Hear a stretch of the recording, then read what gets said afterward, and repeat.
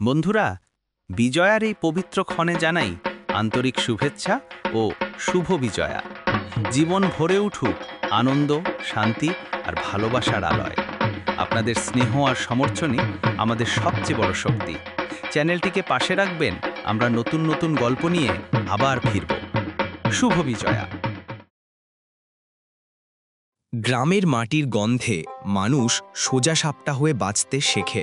দিনের বেলায় চাষবাস, সন্ধেবেলা হেরিকেনের আলোতে বসে আড্ডা দিতে দিতে গরম ভাত রান্না টান্না খাওয়া, এই হলো ওদের দিন যাপন। সবকিছু শান্ত, সবকিছু প্রতিদিনের মতো সাধারণ বলে মনে হয়, কিন্তু এই সাদাসিধে জীবনের আড়ালেই কখনো কখনো লুকিয়ে থাকে এমন সব গল্প যেগুলো জানলে গা শিউড়ে ওঠে। লোকজন বলে ভোজন রসিকদের শেষ গন্তব্য হলো পেট। এই কথাটা সত্যি হয়ে গেল চাদুর জন্যে। চাদু হলো একজন গরিব ক্ষেতমজুরের ছেলে। তার জীবনের সবচেয়ে বড় মজা হলো বিরিয়ানি খাওয়া। গ্রামের অন্য লোকজন যেখানে মাছ, মিষ্টি ইত্যাদি নিয়ে খুশি, চাদুর চোখ জ্বলে ওঠে একমাত্র বিরিয়ানির কথা শুনে। গ্রাম থেকে 1.5 ঘন্টা রাস্তা হাঁটতে হাঁটতে হৃদয়পুর যেত শুধু এক প্লেট বিরিয়ানির আশায়। কিছুদিন হলো গ্রামের পশ্চিমের দিকে একটা পুরনো মুদির দোকান বন্ধ ছিল। তার সামনে একদিন এক নতুন সাইনবোর্ড উঠল, বড় বড় হাতে লেখা, কানুর বিরিয়ানি, মাটন বিরিয়ানি, আনলিমিটেড ভাত, শুধুমাত্র 80 টাকা। ওই সাইনবোর্ড দেখেই চাদুর চোখে রং দেখে ফেলল। আনলিমিটেড ভাত শুধু 80 টাকা, আর মাটন? ও মনে মনে নেচে উঠল।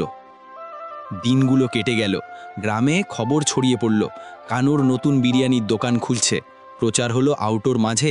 রাঘব মাইক ধরে বলে দিল, শুনছেন শুনছেন, প্রজাপতি গ্রামে প্রথমবার খুলছে কানুর বিরিয়ানির দোকান। এমন বিরিয়ানি যা এখানকার কেউ খেয়ে দেখেনি। একবার খাবেন, বারবার ফিরবেন। তখন থেকে প্রচণ্ড উত্তেজনা ধরে গেল চাদুর মনে। প্রতিদিন সে ওই দোকানের সামনে ঘুরে যেত। কানুর ছেলেরা ওকে দেখত, কিন্তু কিছু বলতো না। অন্ধকার রাত্রির আধারে একজন মানুষ নিশ্চুপ করে হেঁটে যাচ্ছে, যেন একটা অজব আবহাওয়া, মনে হচ্ছে কোনো রহস্যের ইঙ্গিত আছে। লোকটা হেঁটে হেঁটে একটা ফাঁকা জায়গায় এসে দাঁড়িয়ে পড়ল। সেখানে দেখে দুটো অসুস্থ মূর্তি দাঁড়িয়ে আছে। ওদের সামনে একটা বড় পাত্রে কিছু যেন ফুটছে, মনে হলো রান্না চলছে। পুরো জায়গাটা জুড়ে এক রহস্যময় পরিস্থিতি ছড়িয়ে আছে। মাংস এসে গেছে তো? হ্যাঁ গুরু, ভোলা একদম তাজা মাল নিয়ে এসেছে। আপনারা শুধু টাকাটা দিয়ে দিন, মাংসর ব্যবস্থা আমার ওপর ছেড়ে দিন। কিন্তু গুরু, যদি গ্রামবাসীর চোখে পড়ে যায়? উফ, এত চিন্তা কিসের? আর শোন, আজকের বিরিয়ানি যেন খাসা হয়, তাতে কেউ কিছু বুঝতে পারবে না। ওই রাতটা যেন একটা বিপজ্জনক অঘটনের আগমনের ইঙ্গিত দিয়ে গেল। পরের দিন সকাল থেকেই চাদুর মনে একটা আনন্দের ঝড় উঠছিল, কারণ আজকের দিনটা বিশেষ। কানুর নতুন বিরিয়ানি দোকানের উদ্বোধন। দোকানের উদ্বোধনের দিনও সকাল থেকে সে সেখানে দাঁড়িয়েছিল, শুধুই অপেক্ষা কখন বিরিয়ানি খেতে পারবে। ওকে সেখানে দাঁড়িয়ে থাকতে দেখে কানু হেসে বলে উঠল, আরে রে, এই যে ছোকরা, তুই এত তাড়াতাড়ি এসে বললি কেন? বিরিয়ানি এখনো তৈরি হয়নি, যা দুপুরবেলায় আসিস। না, ঠিক আছে, আমি একটু দেখতে এসেছিলাম বিরিয়ানি তৈরি হলো কিনা। ঠিক আছে, আমি কিছুক্ষণ পরে আবার আসছি। চাদু ফিরে যেতেই রাঘব বলে উঠল, গুরু, এই ছেলেটা তো রোজ এই দিকে ঘুরতে থাকে। যদি কিছু ধরে ফেলে খুব বিপদ হবে। চিন্তা করিস না রাঘব, আজকে টাকার অভাব হবে না। গ্রামের লোকদের মুখ বন্ধ থাকবে, ওরা শুধু বিরিয়ানির কথা বলবে। দুপুরে চাদু যখন সেখানে পৌঁছল, বিরিয়ানির গন্ধ পুরো গ্রামের হাওয়ায় মিশিয়ে গেল। সেই গন্ধে প্রত্যেক মানুষের খিদে যেন দ্বিগুণ বেড়ে গেল। দাদা গো, এক প্যাকেট বিরিয়ানি শিগগিরই দিন, খিদেতে প্রাণ বেরিয়ে যাচ্ছে, আর ধরা যাচ্ছে না। দিচ্ছি দাদা, সবাই লাইনে আছে, একটু ধৈর্য ধরুন। কিছুক্ষণ পর হাতে গরম গরম বিরিয়ানির প্যাকেট নিয়ে চাদুর মুখে একটা আনন্দের হাসি ছড়িয়ে পড়ল, আর সে বাড়ির দিকে রওনা দিল।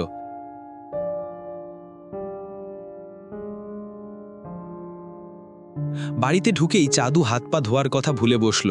চাল, আলু আর মাংস দিয়ে গরম বিরিয়ানি মুখে পড়ার সাথে সাথে স্বাদে ওর চোখ বন্ধ হয়ে গেল। আরে এটা কি? এটা তো অপূর্ব স্বাদ। এরকম মাটন বিরিয়ানি তো আমি আগে কখনো খাইনি। চাদু প্লেট থেকে একের পর এক গ্রাস তুলে মুখে পুড়তে লাগলো, আর নিমিষের মধ্যেই সব শেষ করে ফেলল। এবার থেকে আর কিচ্ছু চাই না, রোজ শুধু এই বিরিয়ানি খাবো। কিছুদিনের মধ্যেই কানুর বিরিয়ানির নাম চারিদিকে ছড়িয়ে গেল। দূর দূরান্ত থেকে লোক ঝড়ের মতো এসে পড়ল সেই অদ্ভুত অবিশ্বাস্য বিরিয়ানির স্বাদ নিতে। কানুর বিরিয়ানির হোটেল থেকে প্রচুর অর্থ লাভ হতে লাগলো, কিন্তু আশ্চর্য ব্যাপার, কেউ তাকে কোনোদিন রান্না করতে দেখেনি। প্রত্যেক দিন বিরিয়ানি যেন কোনো অজানা জায়গা থেকে ভ্যানে করে এসে যেত। প্রায় এক সপ্তাহ এমনিভাবেই কেটে গেল। একদিন রাতে ভোলা গ্রামের দূরে একলা রাস্তা দিয়ে ফিরছিল বাড়ির দিকে। উফ রে বাবা, আজ কি কত খাটনি করলাম। রাঘবদাকে বলবো আমার টাকার ভাগটা বাড়াতেই হবে। ভোলা নিজের মনে চিন্তা করতে করতে রাস্তায় হেঁটে যাচ্ছিল, কিন্তু হঠাৎ পেছনে কারুর পায়ের শব্দ কানে আসতেই সে থমকে গেল। সে আস্তে করে পেছনে তাকালো। রাস্তা শূন্যতা ছাড়ার কিছুই ছিল না, কিন্তু চোখ যেখানেই পড়ছিল মনে হচ্ছিল যেন কেউ অন্ধকার থেকে তাকিয়ে আছে। ওর বুকের মধ্যেই এক অজানা ভয় গর্জে সংকেত দিচ্ছে।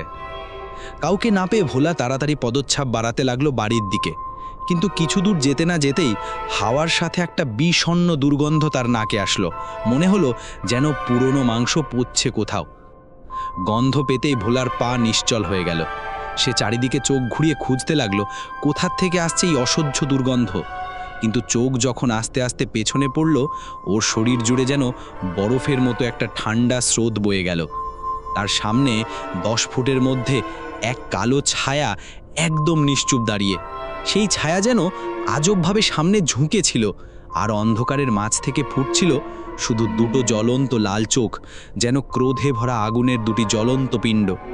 ওই দৃশ্য দেখে ভোলার বুকটা একদম ভয়াবহ হয়ে গেল, গায়ে ঘামে ভেজা। আর হঠাৎ সেই কালো ছায়া বিদ্যুতের মতো তার দিকে ঝাঁপিয়ে এলো।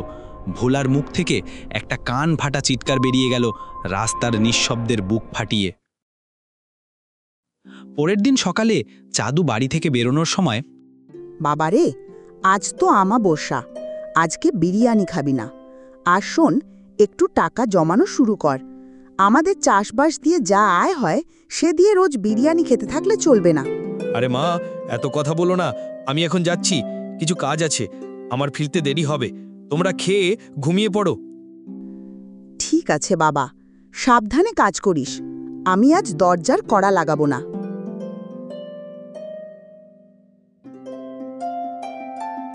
চাদু যখন চাষের দিকে যাচ্ছিল, দেখে সেখানে একটা ভিড় জমা হয়ে আছে। সবাই চুপি চুপি কথা বলছিল, যেন খুব ভয়ঙ্কর কিছু ঘটে গেছে। কৌতূহলের চাপ সামলাতে না পেরে চাদু একজন গ্রামবাসীর কাছে গিয়ে ধীরে জিজ্ঞাসা করল, কি হয়েছে গো দাদা, এত ভিড় কিসের? কাল রাতে গ্রামের দম ভোলা মারা গেছে, ওরই দেহ নিতে এসেছে পুলিশ। কিন্তু বাকিদের কাছে শুনে যা বোঝা গেল, আচমকা ভয়ের কিছু দেখে হার্ট ফেল করেছে। সব কথা শুনেও চাদুর মনে একটা আশ্চর্য আর সংশয়ের ছায়া ধরে গেল, কিন্তু সে আর দেরি করল না, নিজের কাজের দিকে রওনা দেয়। বিকেল হয়ে গেছে। দিনের কাজ শেষ করে চাদু রোজকার মতোই তার সেই নেশার টানে কানুর দোকানের দিকে পা বাড়ালো। আজকে খুব খাটনি হয়ে গেছে, শরীর আর দিচ্ছে না। তাড়াতাড়ি আমি আমার প্রিয় বিরিয়ানি কিনে খাবো, তারপর ঝম্পে এসে একটা ঘুম দেব। কানুর দোকানের তখন বন্ধ করার বেলা চলছে। বেশ কিছু প্যাকেট এখনো দাঁড়িয়ে থাকা লোকদের হাতে তুলে দিচ্ছে রাঘব। হাওয়ায় ছড়িয়ে রয়েছে বিরিয়ানির সেই অদ্ভুত গন্ধ, কিন্তু আস্তে আস্তে ভিড় কমতে শুরু করেছে। যখন দোকানে আর একটিও গ্রাহক থাকলো না, তখন কানু আস্তে করে রাঘবকে বলে উঠল, ওরে, কাল থেকে কি করব বলতো? ভোলা তো নাকি আজ সকালই মারা গেছে। ওরে বাবা, এ কি বলছো গুরু? পুলিশ কি সবকিছু ধরে ফেলেছে? আরে না রে বাবা, ওটাই হলে এতক্ষণ দোকান খোলা রাখতে পারতাম না। তাহলে এবার কি করবে গুরু? মাল না পেলে তো আর বিক্রি করা যাবে না। সে ঠিক বলেছিস, ভোলার মতো সাপ্লায়ার আর পাবো না। তখনই চাদু দোকানের ভিতরে ঢুকে পড়ে। চাদুর আসার সাথে সাথে কথা ঘোরানোর জন্য রাঘব ধীরে ধীরে বলে উঠল, ওই দেখো গুরু, তোমার রোজকার গ্রাহক এসে পড়ল। দাদা, আমাকে 1 প্যাকেট বিরিয়ানি দিন। এই, আজকে ওকে একটা স্পেশাল দিয়ে দে তো। ও আমাদের স্পেশাল খরিদ্দার, ওকে আজকে 2 পিস মাংস দিস। হ্যাঁ গুরু, দিচ্ছি। ধন্যবাদ দাদা, এর কি দরকার ছিল? আরে ভাইয়া, তুমি আমাদের কাছের লোক, তুমি আমার বিরিয়ানি খেলে আমার খুব ভালো লাগে। চাদু বিরিয়ানির প্যাকেট নিয়ে নিজের বাড়ির দিকে হাঁটা দিল। ও হাঁটতে হাঁটতে ঠিক সেখানে এসে পৌঁছল যেখানে ভোলা আগের দিন মারা গিয়েছিল। ও নিজের মনে বিরিয়ানি খাওয়ার আনন্দে অন্যদিকে ধ্যান দেয়নি, কিন্তু ঠিক যখন ওই জায়গাটা দিয়ে পার হলো, ওকে একটা কালো ছায়ামূর্তি একভাবে দেখে যাচ্ছিল। ছায়াটা ধীরে ধীরে মাথা ঘুরিয়ে কানুর দোকানের দিকে তাকালো। ওই চোখ যেন রঙিন আগুনে জ্বলে উঠল। দোকানের ভিতরে কানু রাঘবের সাথে গুপ্ত কথার মতো কিছু আলোচনা করছে। কি আর করার আছে, যা মাল আছে কাল বিকিয়ে পড়ে আর একটা গ্রামে পালাতে হবে। কেন গুরু, আর কোনো উপায় নেই নাকি? আরে বেশি দিন থাকলে তো খুব বিপদ। পুলিশ এসে পড়লে সব শেষ, আর লোকেজনের সন্দেহ বেড়ে যাবে।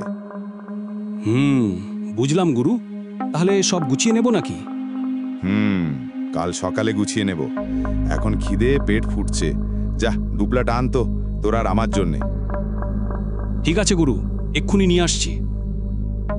রাঘব বিরিয়ানি আনবার জন্য দোকানের ভিতরে ঢুকল। কানু বাইরে টাকাপত্র গুনছিল। আচমকা এক ভয়ঙ্কর আর্তনাদ শোনা যায় রাঘবের। সেটা শুনে কানু চমকে দোকানের ভিতরে ঢুকে কানু দেখে রাঘব মাটিতে পড়ে আছে। ওর চোখ বিস্ফারিত, মুখে একটা প্রচণ্ড ভয়ের ছবি, কিন্তু দেহে প্রাণ নেই। কানু এগিয়ে পড়ল বুঝতে কি করে রাঘবের এই অবস্থা হলো। তখনই একটা পচা পড়া দুর্গন্ধ ওর নাকে ঢুকে গেল। গন্ধ স্রোত খোঁজবার জন্য ও এই দিকে ওই দিকে তাকাতে শুরু করলো। আর যখন ওর চোখ চাঁদে পড়ে, সামনের দৃশ্য দেখেই ওর হাড় হিম হয়ে যায়। চাঁদের এক কণায় সেই কালো ছায়াটা চিপকে আছে, যেন কোনো অদৃশ্য শক্তি দিয়ে ঝুলছে। এই দৃশ্য দেখতেই কানুর পুরো শরীর ভয়ে শিথিল হয়ে গেল। আর তখনই সেই ছায়াটা হঠাৎ কানুর উপরে ঝাঁপিয়ে এলো, একদম এক হিংস্র জন্তুর মতো। কানুর দোকান থেকে মর্মান্তিক আর্তনাদ ভেসে আসে। ওই আওয়াজটা শুনে মনে হলো যেন পুরো গ্রামের উপর কোনো ভৌতিক দুর্যোগ নেমে এসেছে। চাদু বিরিয়ানি খেয়ে একটা গভীর ঘুম দিচ্ছে। চাদু স্বপ্নের মধ্যে দেখে যে ও একটা শ্মশানে শুয়ে আছে। হঠাৎ ওর নাকে একটা পচা মাংসের গন্ধ ঢুকে। সেই গন্ধে ওর ঘুম ভেঙে যায়। চোখ খুলে দেখে ওর সামনে 4টে চিতা জ্বলছে। প্রথম 3টে দেহ দেখেও চিনতে পারল, ভোলা, রাঘব আর কানুর প্রাণহীন দেহ। কিন্তু যখন ওর চোখ অন্তশেষ দেহর দিকে গেল, সেটা দেখেই ওর গায়ে একটা ঠান্ডা স্রোত বয়ে গেল। সেই শেষ দেহ ছিল ওর নিজের। এই দৃশ্য দেখেই চাদু ভয়ে চিৎকার করে দুঃস্বপ্ন থেকে উঠে বসে পড়ে। এই কি দেখলাম আমি? এটা স্বপ্ন ছিল নাকি? ঘুম থেকে উঠে চাদু জল খেতে গেল, কিন্তু জল খেতে গিয়ে সেই শ্মশানের ওই পচা গন্ধ আবার ওর নাকে ভেসে আসে। গন্ধ পেতেই চাদু একদম সতর্ক হয়ে এই দিক ওই দিকে তাকাতে শুরু করলো। ভয়ে ওর শরীর পুরো ঘেমে গেছে, যেন কোনো অঘটনের সংকেত ওর কাছে এসে পড়ছে। সতর্ক হয়ে চাদু শুনতে পেল কেউ খুব কষ্ট করে শ্বাস নিচ্ছে। সেই শব্দের দিকে মাথা ঘোরাতেই চাদুর শরীর একদম জমে গেল। চাদু দেখে একটা কালো ছায়ামূর্তি ওর বাঁদিকে হাওয়া থেকে যেন ভেসে এসে দাঁড়িয়ে গেল। মূর্তিটার শরীর পুরো পুড়ে গেছে, যেন চিতা থেকে নামানো এক আধপড়া লাশ। তার মুখ খোলা আছে, জন্তুর মতো ধারালো দাঁতগুলো ছুরির মতো চমকাচ্ছে, আর তার চোখ, সেই চোখগুলো যেন জেগে উঠেছে আগুনের পিণ্ড হয়ে। এই দৃশ্য দেখেই চাদু কেঁপে উঠে বলল, ও মা গো, আমাকে ছেড়ে দাও, আমাকে ছেড়ে দাও। তোকে ছেড়ে দেব? তুই আজ আমার মাংস খেয়েছিস, যেভাবে তুই আমাকে খেয়েছিস আমিও তার প্রতিশোধ নেব। না না, আমি তো তোমার মাংস খাইনি, আমি তো শুধু কানুর দোকানের মাটন বিরিয়ানি খেয়েছি। মাটন বিরিয়ানি না, ওটা আমার মাংস। কানু, রাঘব আর ভোলা মিলে আগ পড়া বেওয়ারিশ লাশগুলো কেটে বিরিয়ানির মধ্যে দিয়ে বেচত। আমি ওদের 3 জনকে শেষ করে দিয়েছি, এবার তোকে। আর যারা আমার মাংস খেয়েছে সবাইকে আমি শেষ করব। কালো রাতে চাদুর আর্তনাদ ভেসে এলো তার ঘর থেকে। সেই রাতে শুধু চাদু নয়, গায়ে অনেক বাড়িতেই এরকম ভয়ঙ্কর আর্তনাদ শোনা গেল। আর সকালে তাদের প্রাণহীন ছাই মাখা বিকৃত দেহগুলো এক এক করে ঘর থেকে বেরোলো। তারপর থেকেই কানুর বিরিয়ানির দোকান আর কোনো দিন খোলেনি। কানু, রাঘব আর ভোলার সাথে গ্রামের অনেকেই যেন সেই রাতের অন্ধকারে অদৃশ্য হয়ে গেল, যেখান থেকে আর কোনো ফেরার পথ নেই।